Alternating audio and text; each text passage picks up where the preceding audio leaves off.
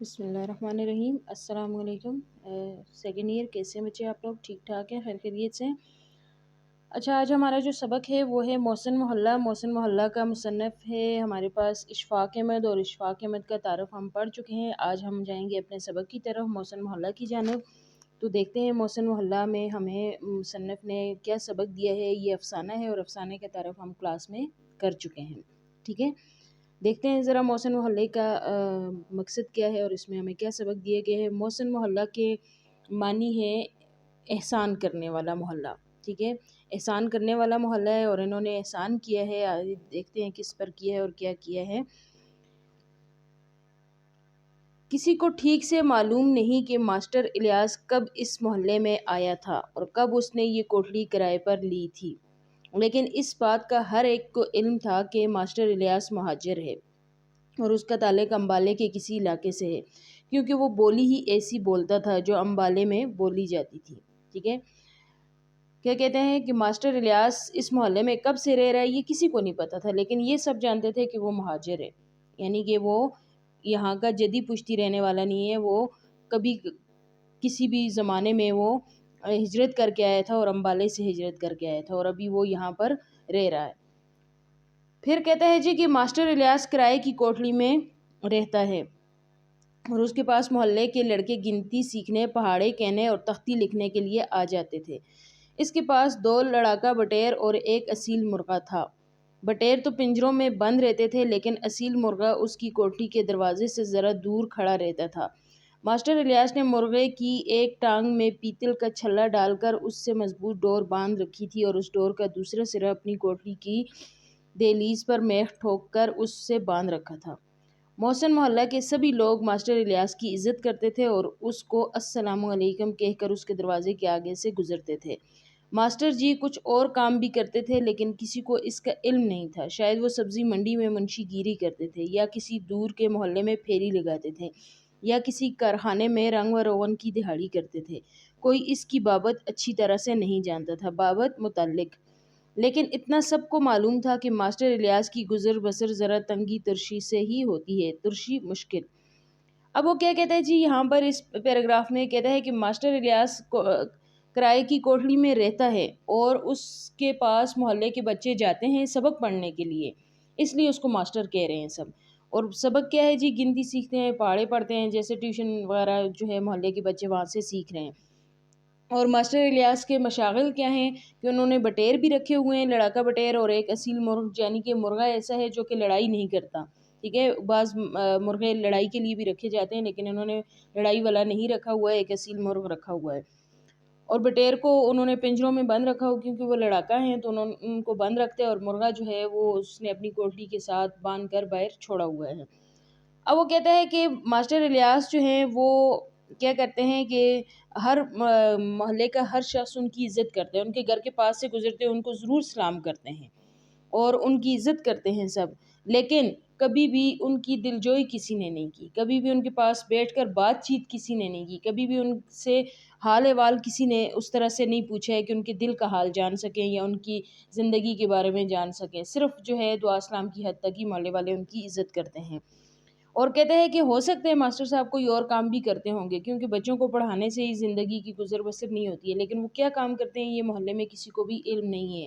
ہو سکتا ہے وہ پھیری لگاتے ہیں، یا سبزی منڈی میں منشی ہیں، یا پھر ہو سکتا ہے وہ کسی کارخانے میں رنگ روغن کا کام کرتے ہیں، لیکن یہ بات کسی کو بھی کسی کے بھی علم میں نہیں ہے، لیکن یہ سب کو پتہ ہے کہ ماسٹر الیاس کی زندگی جو ہے وہ بڑی ہی مشکل ہے۔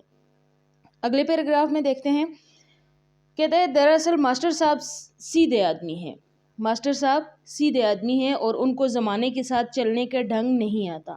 کچھ تو ان کی شکل ہی ایسی تھی کہ اس سے دیکھ کر لوگوں کے دل میں محبت یا ہمدردی کا جذبہ پیدا نہیں ہوتا تھا، اور کچھ ان کی گفتگو اس انداز کی ہوتی تھی کہ کسی کو اس پر یقین نہیں آتا تھا کہ وہ جھوٹ نہیں بولتے تھے، ہیرا پھیری نہیں کرتے تھے، مبالغے سے کام نہیں لیتے تھے، مبالغہ جھوٹ، شیخی نہیں بگاڑتے تھے، شیخی بڑھائی بیان کرنا، کسی کو خوفزدہ نہیں کرتے تھے۔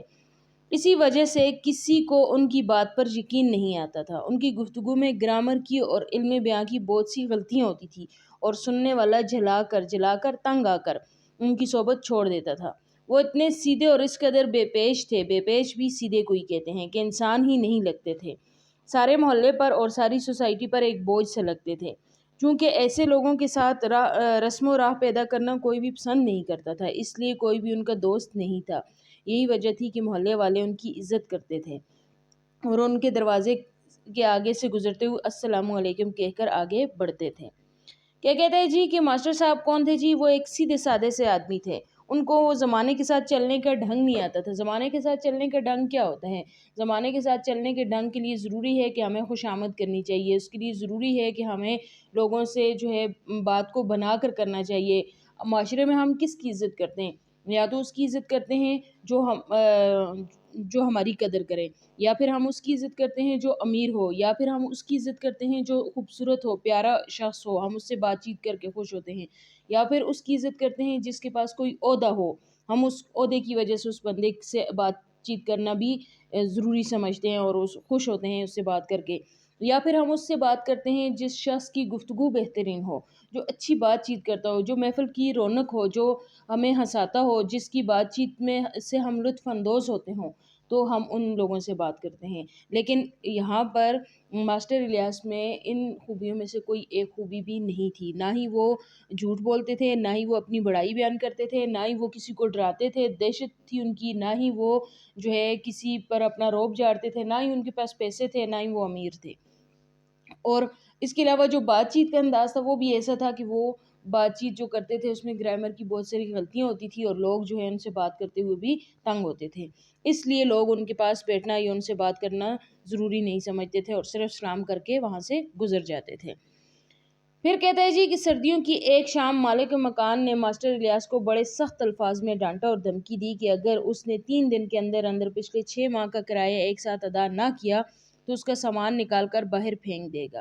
ماسٹر جی کی خوف کے مارے گگی بن گئی۔ گگی ہچکی بن جانا، ایسے وہ دانت جو کپ کپا رہے ہوتے ہیں اس کیفیت کو کہتے ہیں، کیونکہ ان کے پاس 180 روپے یک مشت موجود نہیں تھے، صرف 40 روپے تھے، جن کے ساتھ 10 کا ایک نوٹ اور پرو کر انہوں نے 50 بنا لیے تھے۔ پہلے تو مالک مکان 25 30 40 50 لے کر آگے کی تاریخ دے دیا کرتا تھا، لیکن اس مرتبہ وہ تڑنگ گیا، اکڑ گیا، غصے میں آ گیا اور اس نے دھاگے میں پروئے ہوئے 50 روپے اصیل مرغ کے آگے پھینک کر کہا، جاؤ میں نہیں لیتا، مجھے پورے 180 کر کے دے۔ ٹھیک ہے، اب ایک واقعہ جو ان کی زندگی میں آیا ہے ایک دن کا، وہ کچھ یوں ہے کہ ماسٹر الیاس کے گھر شام کے وقت مالک مکان جو کہ آیا اور اس نے بڑے سخت الفاظ میں ان کو دھمکی دی اور اسے کہا کہ پچھلے 6 ماہ کا کرایہ جو ہے وہ ایک ساتھ تمہیں دینا ہوگا، نہیں تو میں تمہارا سامان نکال کر باہر پھینک دوں گا۔ ماسٹر صاحب بڑے خوفزدہ ہوئے، شریف سے آدمی تھے بیچارے سے، تو وہ اس چیز سے ڈر گئے اور خوفزدہ ہو گئے۔ ان کے پاس کیونکہ 6 مہینے کا کرایہ کتنا تھا؟ 180 روپے، اور ان کے پاس 180 روپے اکٹھے نہیں تھے، اس لیے وہ پریشان ہو گئے اور وہ خوفزدہ ہو گئے۔ ان کے پاس کتنے تھے؟ 40 روپے ایک جو کہ انہوں نے کرائے کے لیے جمع کیے تھے، اور 10 روپے ان کے پاس اس کے علاوہ تھے جو انہوں نے دیگر اخراجات کے لیے رکھے ہوئے تھے۔ یہ سارے انہوں نے ایک دھاگے میں پرو کر 50 روپے بنائے اور مالک مکان کو دے دیے، لیکن مالک مکان نے وہ نہیں لیے اور وہ اٹھا کر پھینک دیے، اور ان کا جو اصیل مرغہ وہاں پہ کھڑا تھا اس کے منہ کے آگے پھینک دیے اور کہا کہ مجھے یہ نہیں چاہیے، مجھے پورے کے پورے 180 دو، نہیں تو میں تمہارا سامان اٹھا کر باہر پھینک دوں گا، اور یہ کہہ کر وہ وہاں سے چلا گیا۔ جب وہ یہ کہہ کر چلا گیا تو ماسٹر الیاس نے 50 روپے فرش پر سے اٹھا کر اپنی واسکٹ کی جیب میں ڈال دیے اور پھر وہ اپنی کوٹلی کے اندر جا کر چارپائی پر دکھی سے ہو کر بیٹھ گیا اور شدید غم کے باعث ان کی گگی بن گئی۔ یہ پہلا موقع تھا کہ روئے بغیر کسی شخص کی گگی بندی ہو۔ ٹھیک ہے، گگی خوف طاری ہونا، کپ کپی طاری ہونا، ایسے ہم روتے ہوئے اکثر بچوں میں یہ کیفیت آ جاتی ہے کہ وہ کانپ رہے ہوتے ہیں اور ان کی ایسے کچھ آوازیں نکل رہی ہوتی ہیں اور وہ عجیب سی ان کی کیفیت ہوتی ہے، لیکن یہاں پر وہ کہتے ہیں کہ یہ رو نہیں رہے تھے، یعنی ان کے آنسو نہیں آ رہے تھے، لیکن ان کی گگی بندھی ہوئی تھی۔ پھر کہتا ہے جی کہ وعدے کے مطابق مالک مکان نے ان کا سامان اٹھا کر پھینک دیا۔ ماسٹر صاحب کی چارپائی ٹرانسفارمر والے 2 کھمبوں کے پیچھے لگا دی اور ان کا باقی سامان اس کے ارد گرد چن دیا۔ اس نے کوٹلی کو نیا چینی تالا لگایا اور اسکوٹر پر سوار ہو کر اپنے گھر چلا گیا۔ اس کا گھر اس محلے سے کافی دور تھا اور وہ اپنی کوٹلیوں کا کرایہ وصول کرنے ماہ بہ آیا کرتا تھا، ماہ بہ ہر مہینے۔ ماسٹر صاحب نے ایک رات جوں توں کر کے ٹرانسفارمر کے نیچے گزاری اگلے دن شیخ کریم نواز کی حویلی پہنچ کر ان سے 200 روپے ادھار کے طلبگار ہوئے۔ شیخ صاحب نے ماسٹر صاحب کو نیک دل، سادہ لو، مرنجا مرنج، خوش مزاج سمجھ کر تنخواہ دیا۔ سادہ لو، سادی شکل والا، مرنجا مرنج، خوش مزاج، تنخواہ دیا ٹال دینا، کیونکہ ایسے احمق لوگوں کو زیادہ رقم دینا اچھا نہیں ہوتا۔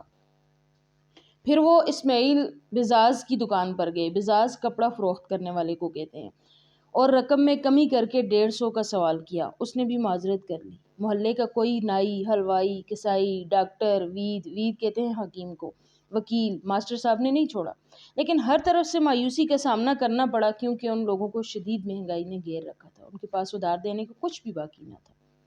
ٹھیک ہے، کیا کہتے ہیں جی، ماسٹر صاحب کا سامان اٹھا کر مالک مکان نے باہر پھینک دیا، اور ان کے گھر کے پاس جو ٹرانسفارمر تھا اس کی دونوں طرف کھمبے لگے ہوئے ہوتے ہیں، اور اس ٹرانسفارمر کے نیچے ان کی چارپائی لگا دی گئی اور ان کو وہاں پر رات گزارنی پڑی۔ دوسرے دن وہ محلے میں نکلے اور شیخ صاحب جو محلے کے ایک امیر شخص تھے وہاں پہ ان کی حویلی پہنچے اور ان سے 200 روپے مانگے، لیکن شیخ صاحب نے بھی ان کو ٹرخا دیا اور وہاں سے نکال دیا۔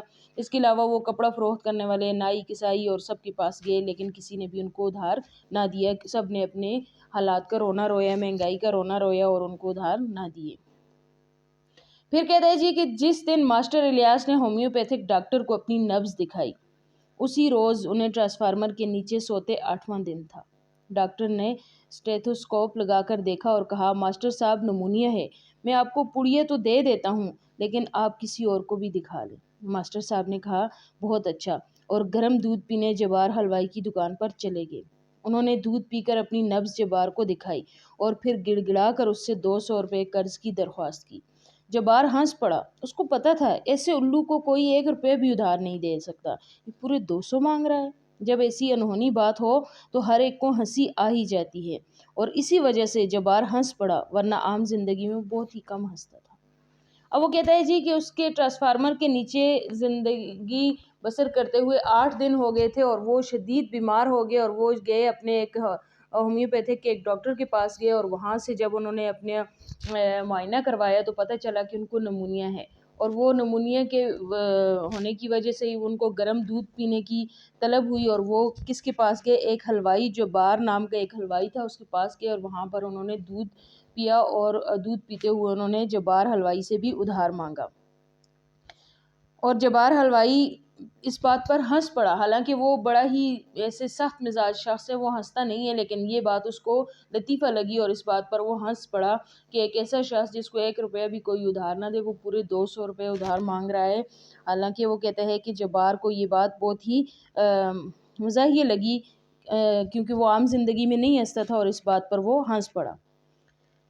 پھر کہتا ہے جی کہ اس کے بعد 8ویں دن کے بعد کیا ہوا کہ مزید 3 دن کیسے گزرے کہ مسلسل 3 دن تک ماسٹر الیاس اپنی رضائی سر پر اگلوں کی طرح، اگلوں کہتے ہیں خیمے کی طرح، خیمہ جو یہ کینچی چھت بھی ہم اکثر کہتے ہیں نا، ٹین کی جو چھت ہوتی ہے، اس طرح سے جیسے خیمے جو ہوتے ہیں، اوپر سے ایک اس کا سرا ہوتا ہے اور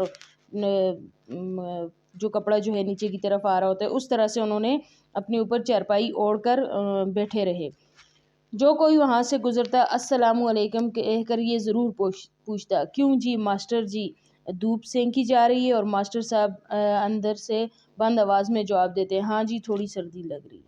کہتے ہیں کہ 3 دن مزید گزر گئے بیماری کے بعد بھی، اور ماسٹر صاحب اپنی رضائی اپنے سر کے اوپر اوڑے بیٹھے رہے، اور جو بھی وہاں سے گزرتا سلام کرتا اور یہ کہتا کہ آپ سردی میں دھوپ سینک رہے ہیں، اور ماسٹر صاحب بھی یہی کہتے کہ ہاں مجھے ٹھنڈ لگ رہی ہے، اس لیے میں دھوپ پر بیٹھا ہوا ہوں۔ پھر کہتا ہے جی کہ چوتھے روز فجر کی اذان کے وقت جب ماسٹر صاحب فوت ہو گئے تو محسن محلہ کے ایک ایک شخص کو ان کی موت کا بڑا صدمہ ہوا۔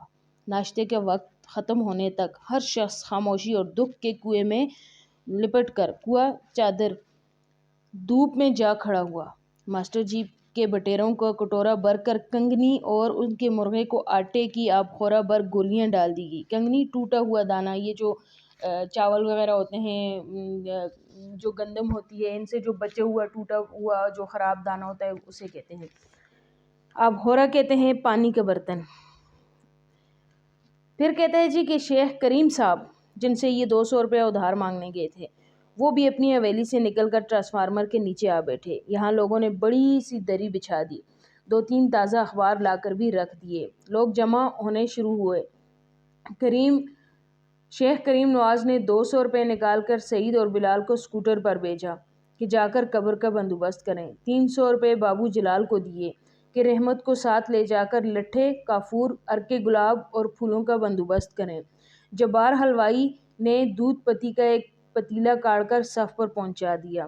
لوگوں نے ماسٹر صاحب کی رسم کل کے لیے پیسے جمع کرنے شروع کیے اور دیکھتے دیکھتے محسن محلہ کے لوگوں نے 811 روپے جمع کر کے شیخ کریم نواز صاحب کے پاس محفوظ کر لیے۔